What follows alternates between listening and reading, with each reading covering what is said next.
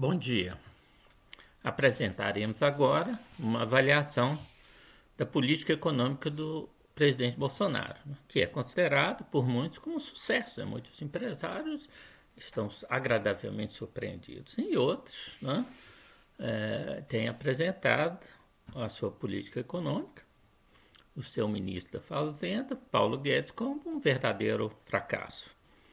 Bem, meu nome é Cláudio Gontijo, eu sou professor de economia, aposentado pelo FMG, continuo dando aula em universidade pública, na área de economia, e sou PhD pela New School for Social Research em Nova York. Bem, nós vamos começar com esse quadro simples que resume o desempenho econômico do governo Lula, do governo FHC e do governo Bolsonaro, em termos de crescimento do PIB. Durante o governo FHC, nós tivemos uma média de crescimento durante 8 anos da economia brasileira de 2,2%, muito pouco. Durante o governo Lula, foi maior, bem maior, 4,7%. E do governo Bolsonaro, não chegou a 0,5% nos 3 anos. Bom, mas é claro, pode-se dizer o seguinte: olha, essa comparação não é justa, porque no governo Bolsonaro ele enfrentou a crise da Covid. Isso mesmo, está correto. Todavia, o governo Lula também enfrentou a crise do subprime, que foi a pior crise econômica do pós-guerra.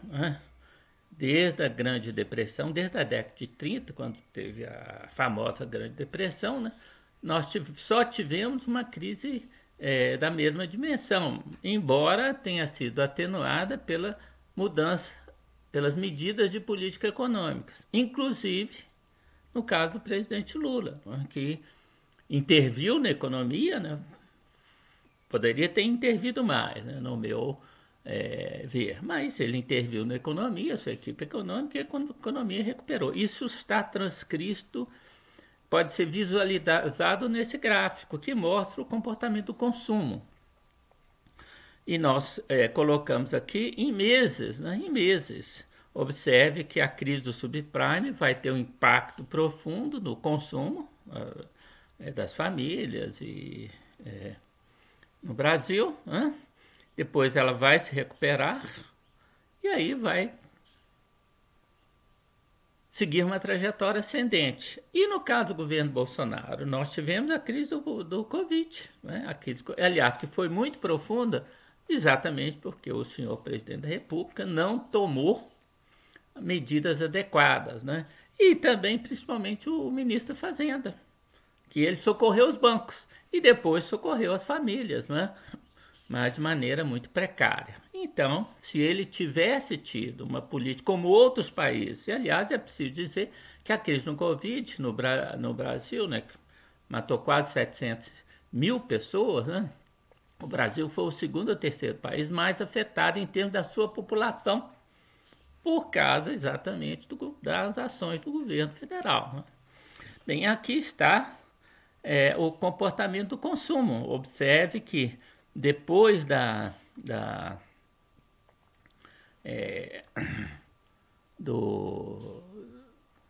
depois do fim da Covid, o consumo não cresceu, ele só flutuou, variou o consumo das famílias. Ora, e os investimentos? Os investimentos, que é o consumo de bens de capital, Bens de capital são máquinas, equipamentos, edifícios. E isso aqui são os investimentos, bens de investimentos. Observe no caso do governo Lula, uma crise muito forte e depois uma recuperação, uma trajetória ascendente bem acima da trajetória do governo Bolsonaro, que os investimentos estão estagnados, permaneceram.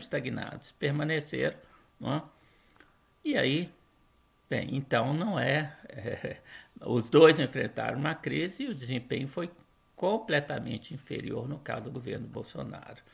E aqui tem uma coisa muito importante, que é o endividamento do setor público, endividamento líquido do setor público. Observe que, no caso do governo Lula, esse endividamento, em termos de porcentagem do PIB, foi negativo. O que é isso? Porque o governo Lula pagou a dívida pública, tá certo? Pagou quase 15% do PIB, né?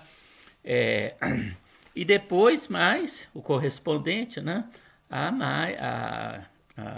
mais 8%. Então dá uns 22%, 23% de resgate da dívida pública. Em compensação, no governo Bolsonaro, né, ele aumentou a dívida em 5% do produto interno bruto. Tá certo? Que dá aí mais de 50 bilhões de dólares. Né? Então é isso. Bem, investimento. Ah, mas e o capital externo? O capital está vindo para o Brasil.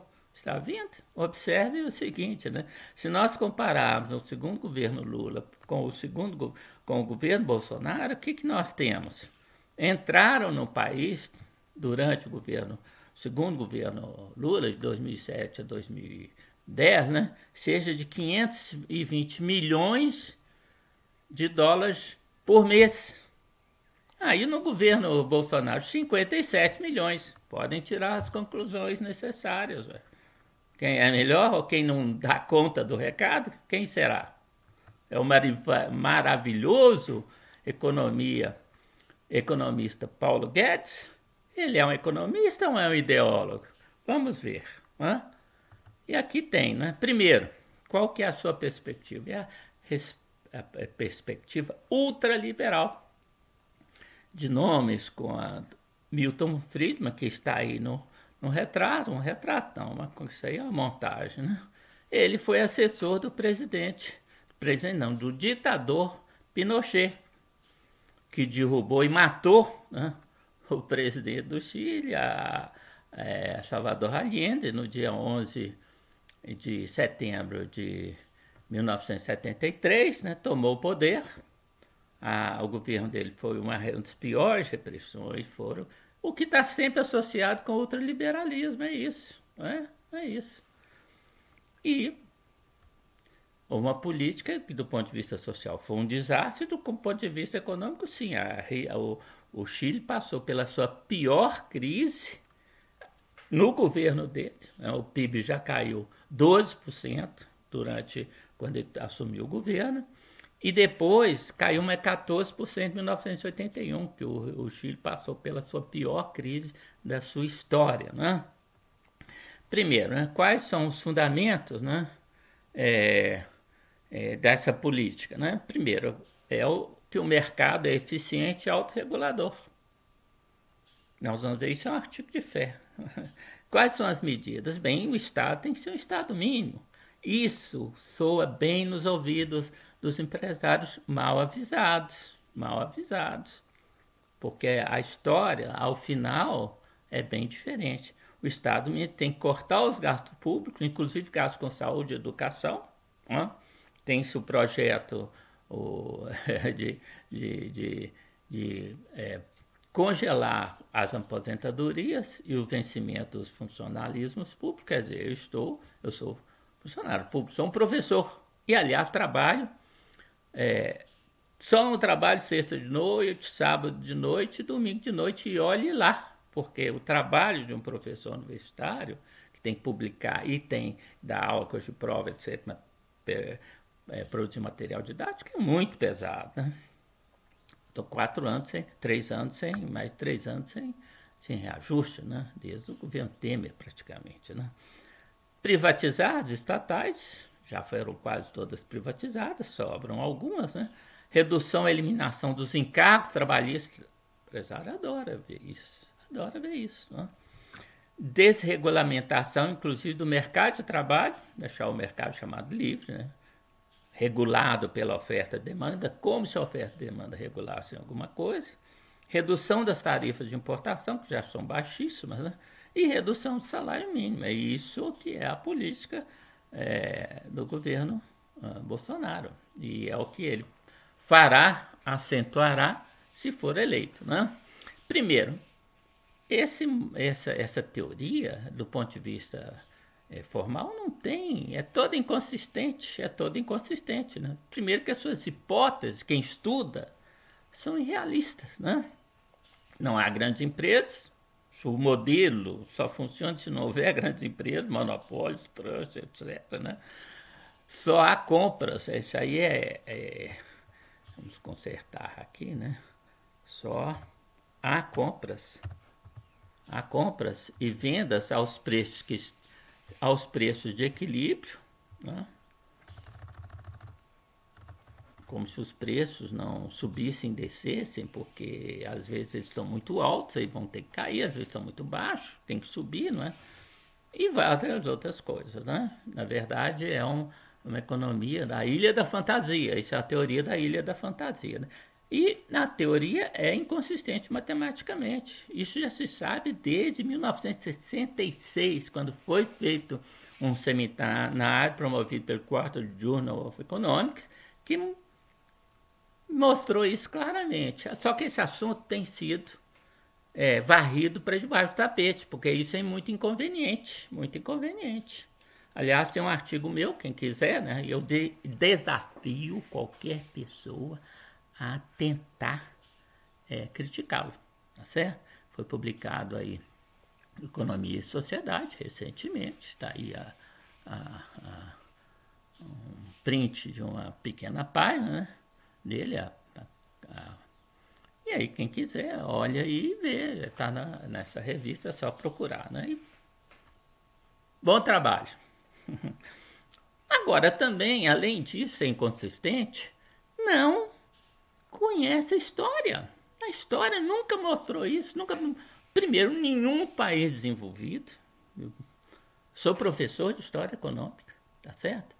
E eu conto a história da Inglaterra, da França, que recorreram muito, né, antes da Revolução, até, né, o sucesso da Revolução Industrial, políticas mercantilistas, aos próprios Estados Unidos, que só se industrializou sob a proteção de elevadíssimas tarifas aduaneiras, tarifas de importação, né? A Alemanha, que a ação do Estado, principalmente na construção de ferrovias, foi importantíssimo.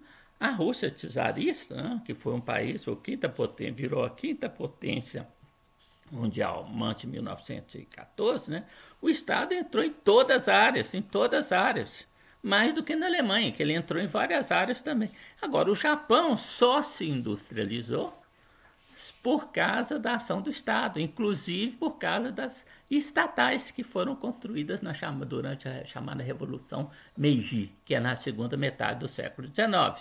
Né? Então, e quando eu leio, por exemplo, Hayek, que é um ultraliberal, né, o sujeito não conhece a história econômica, certo? Não conhece, não conhece. Aliás, essa turma, não conhece a história econômica, não são economistas, são ideólogos. Acreditam em Papai Noel. Papai Noel chama mercado, que resolve tudo. E, na verdade, nunca isso ocorre, né? O mercado não resolve as crises econômicas, né? Precisa da ação do Estado, né? Os países, bem, em segundo lugar, os países que adotaram o liberalismo, inclusive o Brasil, a partir de Collor de Mello, desaceleraram seu crescimento econômico, né?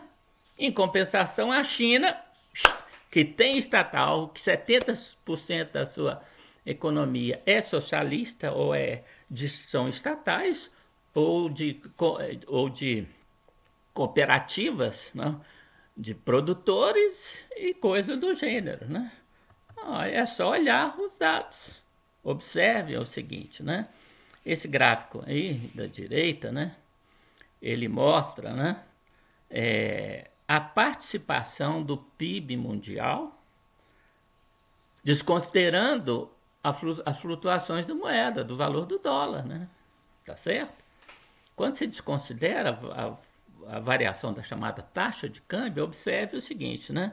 Em 1980, né, a União Europeia tinha aí 25% do PIB mundial, né? Os Estados Unidos tinham uns 21, 22%. E o que aconteceu? Ladeira abaixo.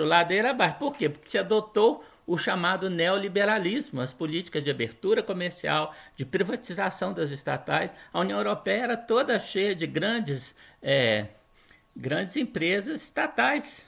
A Margaret Thatcher, que foi primeira-ministra da Grã-Bretanha, né? A partir de 1979, privatizou. Aí o PIB da Grã-Bretanha só foi desacelerando rapidamente. Né? A mesma coisa aconteceu com outros países, né? Com o Japão. Né? Os Estados Unidos também perdeu participação no PIB, né? E isso hoje é crucial. Por quê? Porque esses países estão enfrentando a Rússia e não conta. Bem, a China, né, está aí. Né? Olha a China, que tinha 4 ou 5% de produto interno, aliás, tinha menos de 3% de produto interno bruto, tinha 3% mais ou menos, né?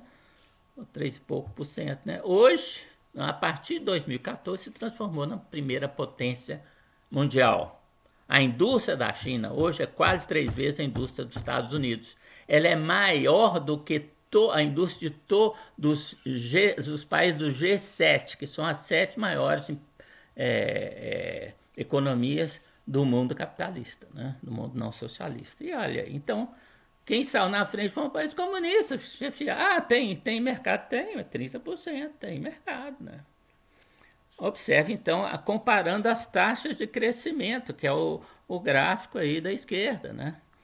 A taxa de crescimento dos Estados Unidos, a partir de 1980, quando houve a mudança do regime, né? Quando ele adotou o neoliberalismo, foi de 2,5%, menos de 2,5%, em torno de 2,5%, 2,6%. Né? A União Europeia foi menos do que a grande União Europeia, né? Foi menos do que 2%, né? É um fracasso econômico. Né? E a China, mais de 9%. É isso. E aí está no caso do Brasil. Isso é crucial. Observem, né, a participação da economia do Brasil e da China no PIB mundial. Em 1980, né, o PIB do Brasil, a participação no PIB mundial, era mais de 4,5%, né, e era bem mais do que 30% ou 1/3 maior do que a participação da China. O que aconteceu? A China decolou, tá certo? E o Brasil mingou depois do governo do Collor de Mello. Exceção um pouco do governo de Itamar Franco, depois um pouco do governo Lula, né? Mas a trajetória é ladeira abaixo, tá certo? Hoje tem menos de 3%, 2,5% mais ou menos do PIB mundial. E a China tem 16, 17%. É essa a diferença. Isso aí mostra muito bem o que é o modelo neoliberal e o que é o modelo do chamado consenso de Pequim. Que não precisa ser comunista, você não precisa ser comunista para fazer isso, mas você tem que ter uma política nacional desenvolvimentista, como foi a política brasileira. Observe aí, ó. O Brasil cresceu muito até a década de 80. Depois teve a chamada década perdida, aquelas políticas econômicas, né, loucas, né? E depois, ladeira abaixo, com as reformas neoliberais do senhor Collor de Mello e Fernando Henrique Cardoso, né? Mas e o caso do Chile? O caso do Chile é um caso de sucesso, todo mundo fala. Ah, é? Então vamos ver isso aqui. Ó. Primeiro, o que o Chile exporta? Isso daí está em inglês, infelizmente, né? Copper. Cobre, tá certo? 26% da exportação do Chile é cobre. E 19% é cobre refinado, tá certo? Ainda tem outros aí, né? Tem outras participações de derivados do cobre, né? Ou seja, né, dá mais de 50% da produção é cobre. E depois tem frutas e tem peixe. Peixe? Porque o Chile está numa região, né, nas costas do Pacífico, da América do Sul, né, onde passa uma corrente que é a corrente mais viscosa do mundo, que tem mais peixe, que é a corrente de Humboldt. Então ele sempre exportou muito peixe, que é um recurso natural, né? Ele não tá criando peixe, está pescando no mar. Só que a produção do Chile, hoje é 50% apenas a produção quando o Pinochet deu o golpe em 73. Por quê? Porque de tanto pescar, diminuiu a quantidade de peixe diminuído. Isso é predatório, isso é mercado. O mercado é predatório. Precisa regular. A história de industrialização dos países ocidentais, depois do pós-guerra, depois da Segunda Guerra Mundial, até 1980, foi um estado de regulamentação, de bem-estar social, e o desmantelamento disso tudo, que é o que o senhor, que o Brasil iniciou com Collor de Mello e com o senhor Fernando Henrique Cardoso, e agora o senhor Paulo Guedes quer jogar pau de cal, enterrar, transformar o Brasil numa África, né? Aliás, e aí vem vinho, frutas. Por que é frutas? Porque a fruta não é exatamente porco natural. Porque no caso do Chile, o Chile é um país temperado como os Estados Unidos e a Europa. Os países são no clima temperado, não é tropical, equatorial, como no caso do Brasil, né? E o Chile, a virtude do Chile é que o período de plantio e o período de amadurecimento das suas frutas corresponde nos países do hemisfério norte, Estados Unidos, países da Europa, né, a um período onde não há produção dessas frutas, né, de uva, de maçã, de um monte de néspera, de monte de produtos, né? Então não tem o produto, o preço está lá em cima. Aí o Chile, sabiamente, aproveita essa janela de oportunidade. Isso é recurso natural, né? O resto é o quê? Polpa de madeira, tá certo? Madeira, né? Tá certo? Ouro, né? Tem um pouquinho ali de pneus, um pouquinho, né? Ou seja, 18% do PIB do Chile é só mineração. Só mineração. Ora, está parecendo no caso da Espanha, né? A Espanha, quando conquistou o México, a região do México, do Peru, né? Assassinou, massacrou os índios, né? Ela se apropriou do ouro que eles tinham pego e das minas de ouro. E depois descobriu a grande mina de prata, a montanha de prata de Potosí, no Peru, né? E aí, durante 150 anos, a Espanha foi a maior potência do mundo. Mas e depois? Acabou o ouro, acabou a prata. Aí a Espanha, que importava tudo, não produzia nada. Como foi Portugal, né? Que tinha uma indústria de tecido importante, né? Quando descobriu o ouro no Brasil. E aí?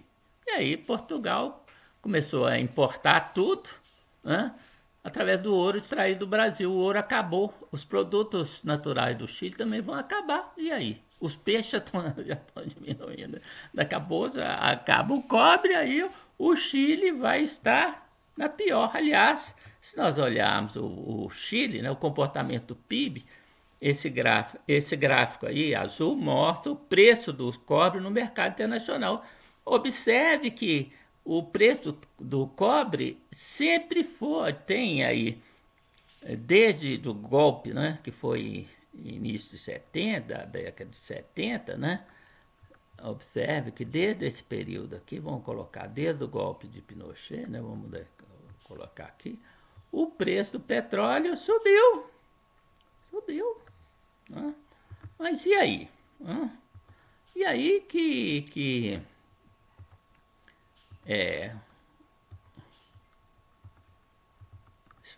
e a economia do Chile, a participação do PIB nacional também foi crescente?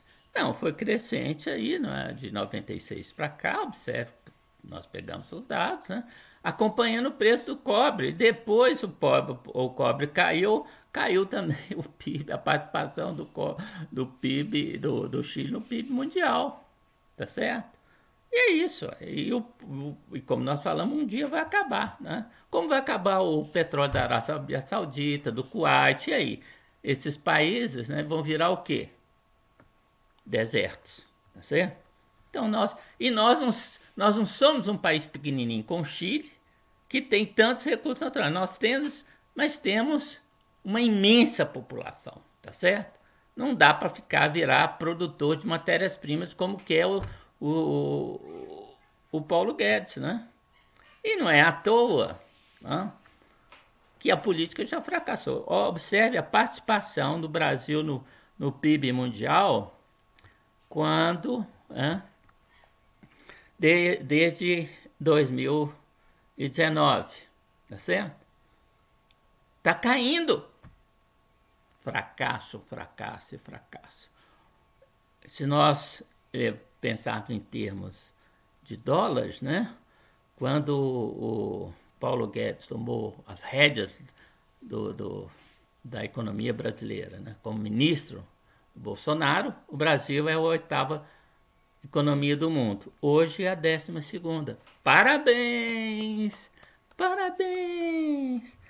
Parabéns, Bolsonaro! Parabéns, Paulo Guedes! Né? Ideólogo, economista não é. Né?